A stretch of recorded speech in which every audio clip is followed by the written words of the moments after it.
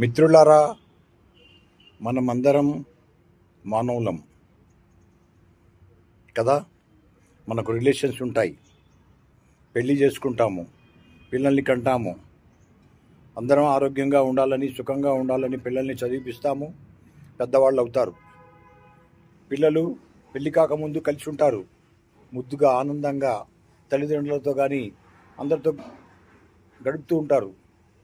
కానీ పెళ్ళి అయిన తర్వాత విడిపోటాలు, మనస్పర్ధలు, కుళ్ళు, కుతంత్రాలు, ఈర్ష్య ఇలాంటివన్నీ పుట్టుకొస్తాయి.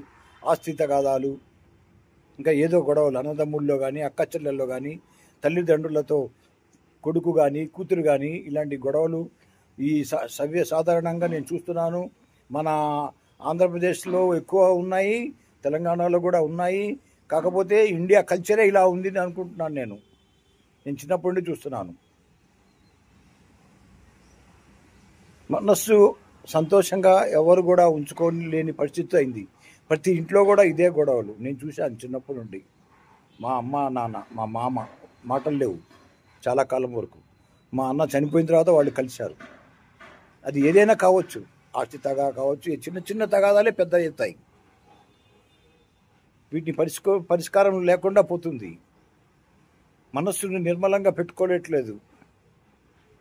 నా ప్రాబ్లంలో కూడా అలాగే ఉంది. నాకు కూడా గమనించండి మిత్రులారా, క్షమించే గుణాన్ని పెంచుకోండి, హృదయాన్ని నిర్మలంగా ఉంచుకోండి, అందరితో సంతోషంగా గడపండి. ఉన్న జీవితం ఇంతే. 100 సంవత్సరాలు బతికినా, 10 సంవత్సరాలు బతికినా, ఎంత బతికినా జీవితం ఇంతే ఉంటుంది. పుట్టిన తర్వాత అమ్మ కడుపు నుండి బయటకు వస్తాము. ఆనందంగా ఉన్నదానిలో ఆనందంగా బతకండి. వేరే వాళ్ళకి మంచి చెప్పండి. ఎవరైనా మనల్ని దూషించినా, ద్వేషించినా, మనల్ని దోచుకున్నా మళ్ళీ వాళ్ళని దగ్గర తీసే గుణాన్ని పెంచుకోండి.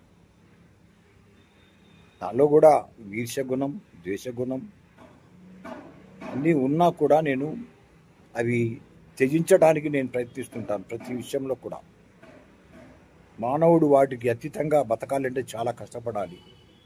మనోనిబ్బరం కావాలి, ఆత్మవిశ్వాసం కావాలి, పట్టుదల కావాలి, ప్రేమ చూపాలి. ప్రేమ ముద్దు, ద్వేషం వద్దు. గుర్తుపెట్టుకోండి. Thank you.